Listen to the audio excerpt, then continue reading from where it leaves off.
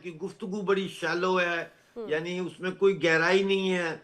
इसीलिए जब ये मुंह खोलते हैं तो वो छींटे जो है ना, गंदे पानी के जैसे छींटे कपड़ों पे लगते हैं, उस तरह की इनकी गुफ्तगू है। तो उससे बचना चाहिए। जहां तक बात है बीएलए का, तो बीएलए ने तो पाकिस्तान को यहां से पकड़ लिया है, ये माने या ना माने, सर यहां से आपके पकड़ नजर लिया कहाँ आ रहे हैं बीएलए बीएलए ने। के खवारिज? बीएलए ने यहां से आपके तुम्हें पकड़ फितरतुल लिया है, हिंदुस्तान नजर कहाँ आ रहे हैं? गच्ची गच्ची से पकड़ लिया, गच्ची से यहां से। फितरतुल और हिंदुस्तान नजर टीटीपी, कहाँ आ रहे हैं?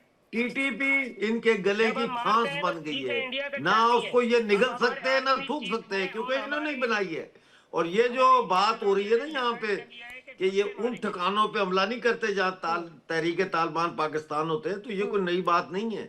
ये जब अफगान तालिबान भी यहाँ थे और इनके खिलाफ मिलिट्री ऑपरेशन हो रहा था, ज़रबे असब और इस किस्म के वाहियात ऑपरेशन जब हो रहे थे, बेगैरती के ऑपरेशन हो रहे थे, जी तो जी उसमें ये पहले ही बता देते थे वजीरिस्तान में तालिबान को कि हम आ रहे हैं, तुम आगे पीछे हो जाओ, और वो आगे पीछे हो जाते थे। और फिर ये देहातों में जाके नौजवान लड़कों को निकाल के उनको गोलियां मारते थे। ये बैठे हुए सामने एम्बेसडर साहब से पूछ ले आप, उनको गोलियां मार के उन लाशों की फोटोएं फिर पेंटागन को दिखाते बहुत थे शर्मनाक कि ये है, देखो हमने टेररिस्ट मारे। बहुत शर्मनाक ये है। ये मुल्क, ये कौम है, ये बैठी हुई है आपके सामने, बेशरम कौम, बेगैरत कौम, मासूम बच्चों की कातिल, शट अप। पश्तून बच्चों की कातिल, अफगान बच्चों की कातिल। तुम लोगों के ऊपर, मनासुल कौम, तुम्हारी पूरी कौम के ऊपर जो है वो क्राइम अगेंस्ट ह्यूमैनिटी का मुकदमा चलना चाहिए, पूरी तुम्हारी नेशन के ऊपर। इतने तुम लोगों ने जुल्म किए जहांगीर, हैं, और जहांगीर ढीठ इतने हो, अब इतने सुनिएगा, ढीठ हो अब तुम। सुनिएगा। सुनना अच्छा क्या अच्छा, तुम्हें, एक तो मैं इनको बोलता तहजीब हूँ, सिखा दें कि किस कब तरीके से सुनोगे? बात करनी है, प्रोटोकॉल सिखा दें कि किस तरीके से बोलना क्या, बात करनी है। बोलना दूसरा क्या? ये कि देखें, आप कहते हैं कि हमने कुलभूषण यादव को बड़ा मुश्किल से पकड़ा और ईरान से पकड़ा। भाई निखिल गुप्ता ने क्या कांड किया है वहां पे? और ये जो आप अपने पपेट बिठा देते हैं, वेरी सॉरी टू से, मैं आपके नेशनल टीवी पे बोल रहा हूँ, पपेट बिठा देते हैं जो हमारी कौम के लिए बकवास करते हैं। हमारे पास जहांगीर, होते तो जहांगीर, इनका जब आपके पास में जवाब नहीं होते तो आप ऐसी उल जुलूल बातें कर रहे होते हैं। आप बार बार कहते हैं इसे यहाँ से पकड़ा, उसे वहां से पकड़ा। बिन लादेन कहाँ से पकड़ा गया? बिन लादेन कौन था?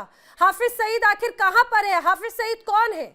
मौलाना मसूद अजहर कौन है? आपकी क्यों आपके रक्षा मंत्री, आपके विदेश मंत्री बार बार इस तरह की बातों का जिक्र खुद सदन पब्लिक डोमेन में करते हैं कि आतंकियों का साथ उनकी तरफ से दिया गया, हर बार दिया गया, और दूसरों को मनाने की वजह से दिया गया?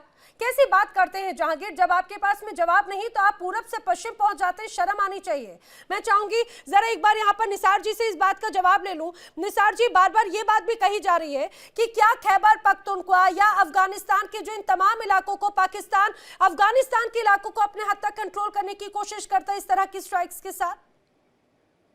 देखिए, पाकिस्तान के पास एक अच्छा बिजनेस है, जहाद के नाम। जब तक जहादी सोच पाकिस्तान आर्मी चीफ और वाइसराय और सरकार के पास हो और इसी जहादी सोच खत्म न हो जाए, पाकिस्तान खत्म नहीं हो जाता। अगर पाकिस्तान को इसी टूरिज्म पालने से छुटकारा मिल जाता है, वही उसी टाइम जो जहादी सोच खत्म हो जाए। जब तक जहादी सोच है दुनिया में, पाकिस्तान इसी बात से फायदा उठाता है, वो दुनिया में शांति नहीं आएगा। दूसरी, पाकिस्तान के पास देखिए, पाकिस्तान अभी जो भैया बोला कि पाकिस्तान अफगान खुश है, यही है। पाकिस्तान आम लोग के लिए यही चीफ, यही आर्मी चीफ, यही आईएसआई, यही सरकार पाकिस्तान कौम का दुश्मन भी है। ये भाई जो बेटा है जहांगीर, ये नहीं जानता है कि आपके चीफ, आपके आर्मी चीफ आईएसआई, आप लोग आपके कौम के खिलाफ क्या किया है। देखो, अभी आप जहादी सोच के लेकर सब दुनिया को अपनी गिरफ्त में लाने में कोशिश कर रहे हैं। वही जहादी सोच है, सोच का आप फायदा उठाता है और इस्लाम के नाम ही एक अच्छा बिजनेस पाकिस्तान के इसमें पास कोई है। शक नहीं और सर। देखिए खुद हमेशा इस्लाम एक से तरफ इस्लाम, दूसरी तरफ आतंकवाद, बस इसी के माध्यम से ही अपनी कहा जाए कि दुकानदारी और रोजी रोटी चलाने की कोशिश कर रहा है पाकिस्तान। लेकिन राजन जी, बड़ी गंभीर बात यह हो जाती है, पिछले कुछ वक्त से देख रहे हैं पाकिस्तान हमेशा अपनी कमियों को, अपनी नाकामियों को छिपाने के लिए इस तरह की वारदातों को अंजाम देता है और वर्ल्ड लेवल पर एक बड़ी तस्वीर पेश करने की कोशिश करता है। क्या मौजूदा हालात में पाकिस्तान में जिस तरह से बड़ी असुरक्षा और ये कहा जाए डगमगाती हुई व्यवस्था है, क्या उसी का ही नतीजा है इसे कवर अप करने की कोशिश? देखिए, पाकिस्तान का जो पॉलिटिकल स्ट्रक्चर है, जी। आई मीन एक वो शब्द यूज करते हैं इसके लिए कि भी करके, जो that is actually at fault.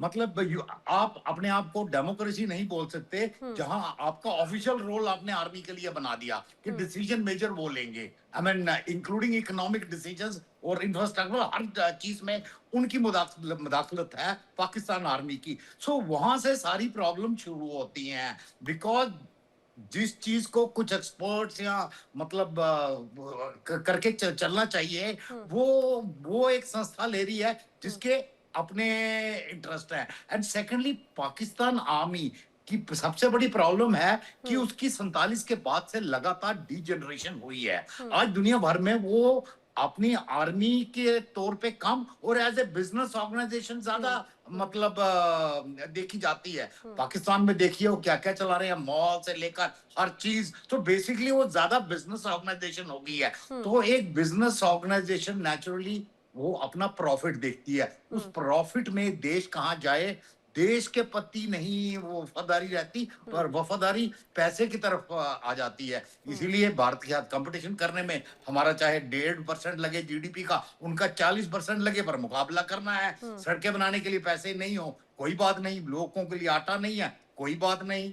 सो ये सारे लेकिन सर decisions वहां की पर वजह जो से- हालात है उसके लिए भी पाकिस्तान, क्योंकि अपने किए का हमेशा ठीकरा दूसरों पर फोड़ता है, वहां पर अगर Absolutely. महंगाई है तो वो हिंदुस्तान को दोषी ठहरा देता है। और देखिए शायद जहांगीर के पास में जवाब नहीं, इसलिए वो चले गए। वापस आएंगे या नहीं आएंगे, क्योंकि उनके पास में जवाब नहीं, कुछ नहीं कह सकते। देखिए, जवाब उनके पास नहीं था। इनफैक्ट उनको पूछा जा सकता था कि वो बोल रहे थे ना, इंदिरा गांधी से लेकर सारी बातें, भाई अपने जिन्ना जिसने बनाया उसकी सिस्टर के साथ क्या हुआ, how did Pakistan treat their Jinnah sister. I mean उनकी आप किताब पढ़िए कि उसके लास्ट डेज कितने बुरी तरह गुजरे हैं। आई मीन पूरे पाकिस्तान में सबको पता होगा। और आपने सही पूछा, वो बोल रहे थे जहांगीर वापस आ गए जी। अल-कायदा कहाँ है, अल-कायदा कहाँ है? अल-कायदा वही है, वही जहां से ओसामा बिन लादेन पकड़ा गया। उसका लीडर जहां पे रहता था वहीं उसका जन्म था। तो ये सब इनकी क्रिएशन है, विच इज आई मीन वो वापस आके इनको हॉन्ट कर रही है। इसीलिए मैंने बात कर्मा से जहांगीर वापस आ गए, शायद जहांगीर को Okay. जवाब मिल गया होगा। आप जो सवाल पूछ रहे थे जहांगीर, राजन जी ने एक एक करके उन तमाम सवालों के जवाब भी दे दिए। नहीं, ये कह रहा था आप लोगों को, बिल्कुल आप लोगों ने जवाब दे दिया होगा पीठ पीछे, लेकिन अब सुनिएगा। देखें, जब आप लोग बैठ के अपने चैनल पे, नेशनल चैनल पे बैठ के बदतमीजी वाली बात करेंगे, आप शर्मनाक बात। कौन सी बदतमीजी की बात जहांगीर? आप आए शुरुआत में, आपने अपशब्दों का इस्तेमाल किया, आपने अपशब्दों का इस्तेमाल किया। मैं तो सभी से कहती हूँ कि शब्दों की मर्यादा की बात रखें, आप कहते हैं। और यहाँ पर जब हम तथ्यों की बात करते हैं, आप उल जुलूल की बात करने लग जाते हैं। आपसे मैं बात पूछती हूँ पाकिस्तान की, आप पहुंचाएंगे पता नहीं कौन से हिस्से की तरफ। बात पूरी कीजिए आप अपनी। ये प्रोटोकॉल के खिलाफ है। अगर आपके नेशनल टीवी चैनल पे आप लोगों की इज्जत है, तो हमारे मुल्क में, हमारे मुल्क की भी इज्जत है, डिग्निटी है। तो लिहाजा आइंदा आपके जो है सारे मेहमानों को और आप पे भी ये लाजिम है कि पाकिस्तान का नाम इज्जत के साथ, एहतराम के साथ ले, ना कि जो है ऐसी घटिया और बाजारी लैंग्वेज यूज करें। जहांगीर, आपको इतनी तकलीफ हो गई? पाकिस्तानी ऑक्युपाइड जम्मू कश्मीर में पाकिस्तान का झंडा नहीं लेके निकल सकते बाहर, टांगे तोड़ देंगे तुम्हारी वहां के लोग। बलूचिस्तान में तुम पाकिस्तान का झंडा नहीं लेके आ सकते, टांगे तोड़ देंगे तुम्हारी लोग। खैबर पख्तूनख्वा में तुम पाकिस्तान का झंडा लेके अंदरूने खैबर पख्तूनख्वा नहीं जा सकते, जान से मार देंगे तुम्हें लोग। कहते हैं पाकिस्तान के खिलाफ बात ना करें यहाँ बैठ के, हैं बादब बामलाजा खड़े हो जाए, कौमी तराना सुनाने लगे हो। पाकिस्तान जैसी जलील रियासत जो है नाअहल और नाकारा नहीं है सर। नासूर इस दुनिया पे, जिसने बर्बाद तबाह बर्बाद कर दिया अफगानिस्तान को, जो कि पाकिस्तान के इस पंजाब के लोग से बहुत ज्यादा डेवलप था। इल्म, यूनिवर्सिटियां हजारों सालों से वहां इल्म का गहवारा था। जहांगीर, अब ये उसको जवाब तुमने जो है, तोड़ा ये मोड़ा जवाब बना आपको ना मैंने दिया ना हिंदुस्तान के किसी पैनलिस्ट ने दिया, या आप ही के बलूचिस्तान की तरफ से जवाब आया। और मैं जानती हूं कि आप अगर बात करें कि भाई जिस रूप में बातचीत की जा रही है, अरे छवि को सुधारना ज्यादा मैटर करता है, एंटी इंडिया सिंड्रोम से बाहर निकलना जरूरी है। जहांगीर, सबसे गंभीर बात तो यही हो जाता है, कब कब दूसरों को, हमेशा दूसरों को ही ऐसे दोषी ठहराया जाएगा, इसीलिए इस बात को समझना चाहिए। अच्छा, एक बात का जवाब आप मुझे दे दीजिए। खासतौर से पाकिस्तान की सेना, तो कहा जाता है अल्लाह की सेना है ना, कहते हैं पाकिस्तान को तीन ही चलाता है, अल्लाह, अमेरिका और आपकी आर्मी। उसी अल्लाह की सेना ने दूसरी तरफ रमजान के इस पाक महीने में मासूम लोगों की जान ली। आपने कहा आपने आतंकियों की जान ली, लेकिन उन आतंकियों की, आपने कहा कोलैटरल डैमेज हुआ, जिन मासूम बच्चों या महिलाओं की जान गई। तो क्या वो विदाउट प्लानिंग ये पूरा हमला था क्या, बिना किसी प्लानिंग के साथ में? 2025 के बाद 6 मई 2025 के बाद पाकिस्तानी एडमिनिस्ट्रेशन ने अब अपना रूप चेंज किया है। अब पाकिस्तान जो है एशिया का ईगल बन चुका है। अब पाकिस्तान के खिलाफ या पाकिस्तानी आवाम के खिलाफ, मफादात के खिलाफ कोई भी बोलेगा तो उसके घर में हम घुस के मारेंगे। ये हमने अब तहैया कर लिया है। अगर जो भी जहां पे भी दहशतगर्द छुपेगा, चाहे डिबेट का तो रिवाज ही नहीं है, जो तुम्हारे साथ इख्तलाफ करेगा उसके घर में घुस के मारो उसको, ये तुम्हारी डेमोक्रेसी है। बलोच अगर अपने हकूक के लिए बात करेगा, उसके घर में घुस के उसको मारो, मासूम लोगों को घरों में घुस के मारो, जिन बच्चों के पाँव में जूता नहीं है उनको मारो, मासूम अफगानियों को अफगानिस्तान से दर बदर करो, फिर उनके नाम पर डॉलर लो। तुम्हारे तो ना कोई एथिक्स है, ना कोई तुम्हारा कल्चर है, तुम्हारा कल्चर है लूट ज्यादा दे दिए। कभी आप कश्मीरी बन जाते हैं, कभी आप जो है बलोची बन जाते हैं, कभी आप अफगानी बन जाते हैं, तो मुझे समझ नहीं आता कि आपके पास डॉलर कब और कहां से कैसे आ रहे हैं। पता है जहांगीर, पता है जहांगीर, मुझे बड़ी हैरानी होती है। ऐसा लगता है कि कोई भी अगर पाकिस्तान में कुछ चीज डगमगाए तो कौन है दोषी? हिंदुस्तान है दोषी। पाकिस्तान में बारिश हो जाए, कौन है दोषी? हिंदुस्तान है दोषी। वहां पर महंगाई बढ़ जाए, दोषी हिंदुस्तान है। बलूचिस्तानियों ने अगर वहां पे झंडा बुलंद किया अपनी आवाज को लेकर, तो दोषी हिंदुस्तान है। अरे भाई, क्या बलूचिस्तान के लिए हिंदुस्तान बजट पास करेगा? वहां की जो व्यवस्था, इंफ्रास्ट्रक्चर, क्या हिंदुस्तान करेगा? पाकिस्तान की सरकार ने नहीं किया तो वो नाराजगी जता रहे हैं। और मुझे एक बात बताइए निसार अहमद जी, बार बार ये हिंदुस्तान का जिक्र करते हैं, तालिबान किसने बनाया? क्या तालिबान के साथ में ताल्लुकात हिंदुस्तान ने बिगाड़े हैं पाकिस्तान के, या हिंदुस्तान ने कहा था कि तालिबान और पाकिस्तान एक हो जाए? निसार जी, देखिए यही तालिबान यही पाकिस्तानियों हमारे लिए बना है। यही तालिबान 20 साल हमारा रिपब्लिक दौर में हर दिन खुदकुश धमाका था, सोसाइटी बम था, यही लोग को मारना का काम था। यही तालिबान, यही पाकिस्तान से आ रहा था सब कुछ। अभी यही तालिबान हमारे लिए, जो याद रखो है जहांगीर भाई, जो पहले जो दिनों में जो तालिबान आया, आपके आर्मी चीफ, आपके सब हुक्मरानों, सब दुनिया में बोलता था कि तालिबान अच्छा है, मान्यता दे दो। तालिबान हमारे लिए अच्छा, और आपके तालिबान आपके लिए बुरा है। ये किस तरह सोच है? अगर तालिबान बुरा है, हमारे लिए भी बुरा है, आपके लिए भी बुरा है। यही तालिबान आपके पैदावार है, आपने बनाया। तालिबान से पहले जहादी लोग को आपने बनाया, टेररिज्म आपने बनाया।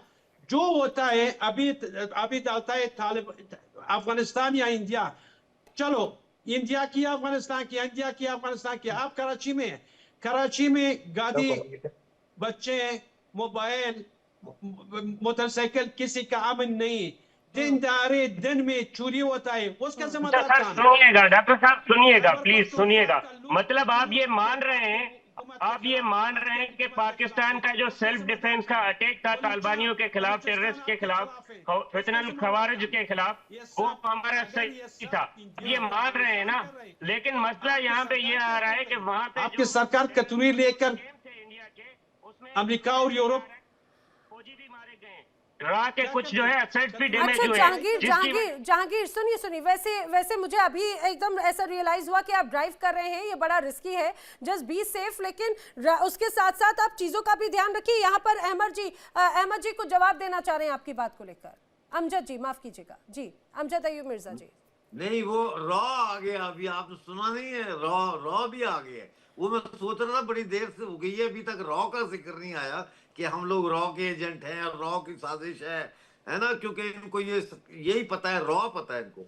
और ये इतने सेल्फ डिसीविंग स्टेटमेंट्स देते हैं, यानी इनके चेहरे पर अगर आप देखें तो आपको वाज़ेह तौर पर ढीठपना नजर आएगा, इनकी मुस्कुराहट से नजर आएगा ढीठपना, कि ये मानने को तैयार नहीं है, ये अपने गिरेबान में झांकने को तैयार नहीं है, ये कबूलने को तैयार नहीं है कि पाकिस्तानी फौज एक कातिल फौज है, पाकिस्तानी फौज एक जनाकार फौज है, पाकिस्तानी फौज ने हमारे डॉक्टर अमजद मुझे ये सिर्फ जवाब दे दें डॉक्टर साहब मुझे सिर्फ ये जवाब दे दें कि आप कभी कश्मीरी बन जाते हैं, कभी अफगानी बन जाते हैं, कभी आप जो है बलोची बन जाते हैं, आपके पास कौन सी जो है शिनाख्तें हैं? कभी मैं आपके साथ एक टीवी चैनल पे बैठा था, वहां पे आप जो है कश्मीरी बन गए थे। जवाब सुन लेते हैं। देखिए वैसे पर्सनल अटैक मैं नहीं चाहती आप लोग एक दूसरे पे करें, लेकिन जवाब सुन लीजिए। जवाब सुन ले। हम हैं देश भगत, वंदे मातरम बोलने वाले, भारत माता की जय बोलने वाले। पहली बात सुन लो, अब जवाब दे रहा हूं मैं। अब मैं पीओजे, सुन लो बात, मैं पीओजे के और गिलगित बल्तिस्तान को समझता हूं कि भारत का हिस्सा है, लिहाजा मैं अपने वतन के लिए लड़ रहा हूं कि मेरे वतन का ये हिस्सा वापस मेरे वतन में शामिल हो। जब आप बलोचों पे हमला करते हैं, मैं पूरा यूट्यूब चैनल चलाता हूं ताकि बलोच मासूम लोगों की आवाज भी उठाई जाए। मैं खैबर पख्तूनख्वा के लोगों की आवाज भी उठाता हूँ, मैं अफगानिस्तान के लोगों की आवाज भी उठाता हूँ कि ये पूरा खिते के लोग हम एक हैं। आप गासिब हैं, आप अंग्रेजों के टाउट हैं, आप लोग जिना के लगाए हुए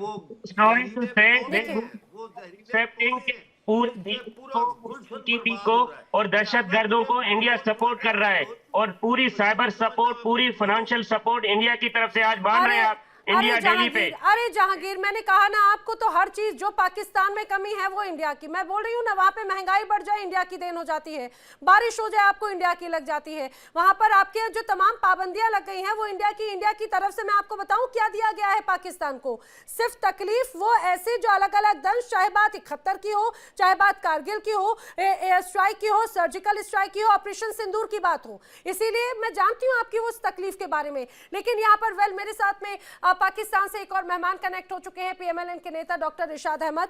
डॉक्टर इरशाद अहमद, आपका भी इस चर्चा में बहुत स्वागत है। आपसे मैं जानना चाह रही हूं, अफगानिस्तान और पाकिस्तान के बीच में एक बार फिर से ऐसा लग रहा है कि जो टेंशन ट्रिगर है वो और भी ज्यादा हिट हो चुका है।